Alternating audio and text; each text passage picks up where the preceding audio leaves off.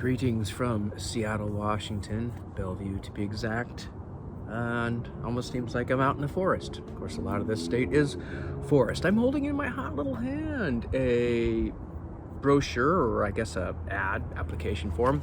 Actually, technically, it's an application form for earn up to 67,000 bonus miles. Ask an employee about the Alaska Airlines Visa card today. This was announced on our flight last night coming from Miami to Seattle. And I'm not new to this. In fact, I already have 2 Alaska Airlines Visa cards at the moment. One is a personal one, and another one is a business one.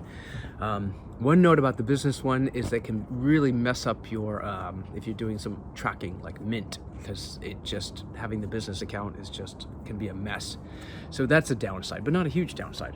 It's kind of annoying. Anyway, that's a side topic. So 67,000 miles, their most generous offer ever, and it probably is. And I would say if anyone wants to fly more or take advantage of it, it is a really good deal. I could apply, and in fact I will apply, because if I can get the miles, I can put them to good use. 67,000 bonus miles is essentially probably a round trip ticket to Europe, or a first class one-way business class. Actually, not first anymore. It depends where you're going, but it's close to that. I would say, yeah, if you want a true first class or business class lie flat, it's going to be that plus maybe $500 more in British Airways at least, but it depends on where you're going. But it definitely round trip ticket to Europe. So I would highly recommend anyone applying for that anyway, but I don't get paid for that.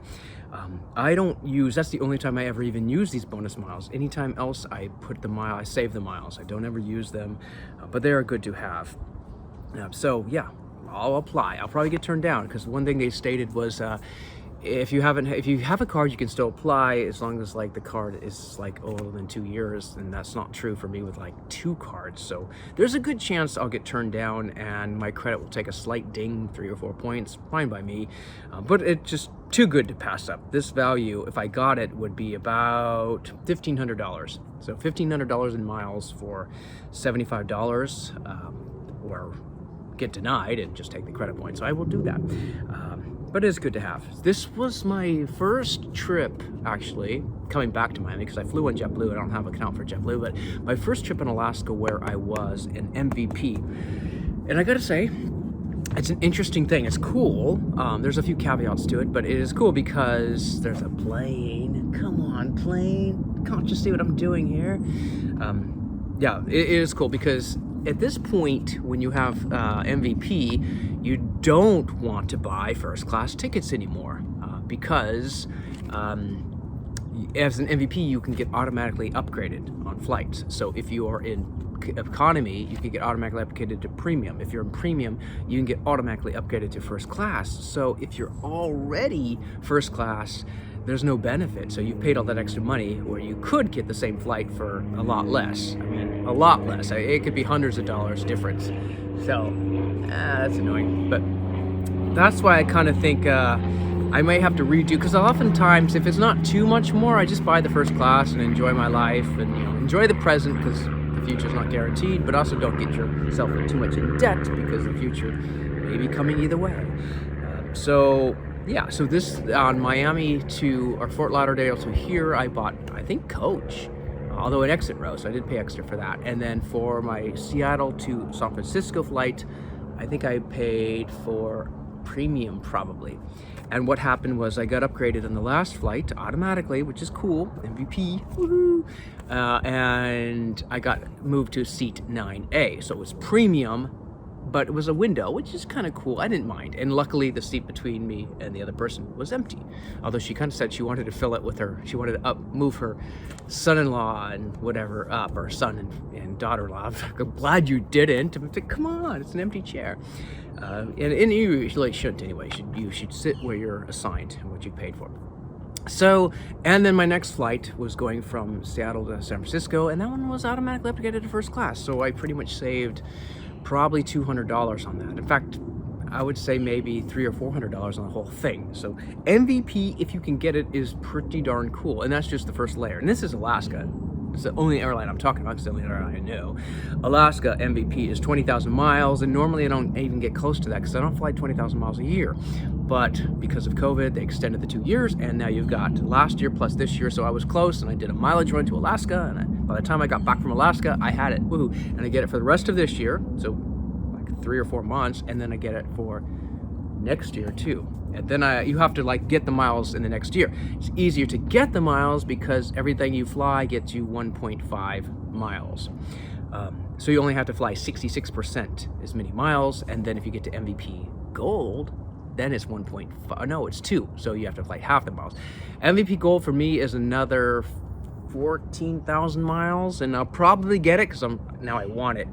But I don't know if I can maintain that every year. I think I can maintain MVP every year, but I don't think I maintain MVP Gold every year. And yeah, I mean, I just got to keep things realistic. I don't fly that much, but it would encourage me to fly more, just to go to more cities and explore, take weekend trips, or visit friends in Seattle more, or take more vacations with friends. So that's true. But I think the one thing that I really came up was, even on this last flight, was just them announcing that baggage is like overhead was getting full, or people try to, I wouldn't say abuse it, because it's the airlines decided they need to make every dollar they can, and I can understand that. You want to make profit if you're in business, but because they charge for the bags to check your bags, people will just, let's just do carry-on, because carry-on oftentimes is free.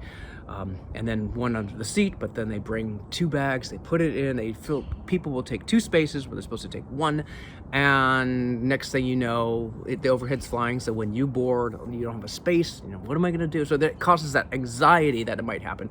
Never actually happened for me. I've never had it, but even this, there was like, in my seat area, there was like 1 left, and I got it, and I boarded like the second set. There was basically first class and special needs, and then there was group B, and that was my group. So the fact that even that was almost filled up was just not fun. So basically at the end, they were having to like open things and pull down backpacks and just, I think, say, whose is this, put this under so we can put a real bag on top. It was just it delays boarding by so much. I could go on and on, man. I don't think I want to make this a 20-minute video talking about that. But yeah, so that anxiety is not something I like to deal with. So either try to take everything in a bag where you can fit under the seat, which is not easy on, if it's more than a couple days, because you don't want to wear the same clothes too many days in a row. But on the other hand, if you're in first class, you're boarding first, you have plenty of overhead room then. So, but if you book a ticket on premium or a coach or even premium, you're not going to be boarding first, and you don't know if you're going to be updated in first class. So lots of stuff to think about. Yeah.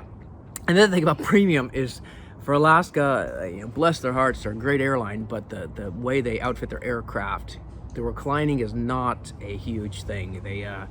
Yeah, you get the leg room is there, but the reclining of the seats is really poor. I would think on my premium flight last night, 2 inches at the most. It was just nothing, and I was just like shocked. It's like, I am not going back at all. And even first class, you do not get to go back very far. So that's kind of a downside about Alaska. There's not many downsides, but that definitely is one, is you cannot recline your seats very much.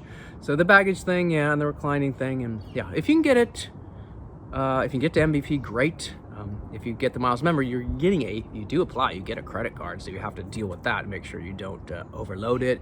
You make sure to either cancel it in time or get a new credit card so you don't have 2 or 3, because I will actually have 3 if I get accepted for that, and I'll have to give you canceling the old ones. So as soon as my business one gets my miles kicked in, like 50,000 miles, I cancel that. If I do get this, I will cancel my old credit card.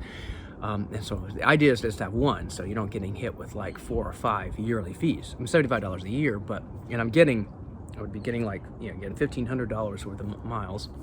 But all right, that's enough. I think I've covered miles and fees and airlines and Alaska, and I do need to I need to start branching out. I've already got like 500,000 miles on one card or one account. So in Alaska, there are limitations. You can go overseas through partner programs, but yeah, there are limitations. And JetBlue would be cool, American would be cool, United would be cool. Everybody's sending me stuff, Delta, everybody's sending me stuff now, but those are the ones. I wouldn't go to Frontier, I wouldn't go to Spirit, I wouldn't go to Legion. Don't touch any of those ones. Too many problems to deal with. I can't even cover that here. But hey, I'm under 10 minutes, and I think that's pretty good, so I will sign out. Peace out.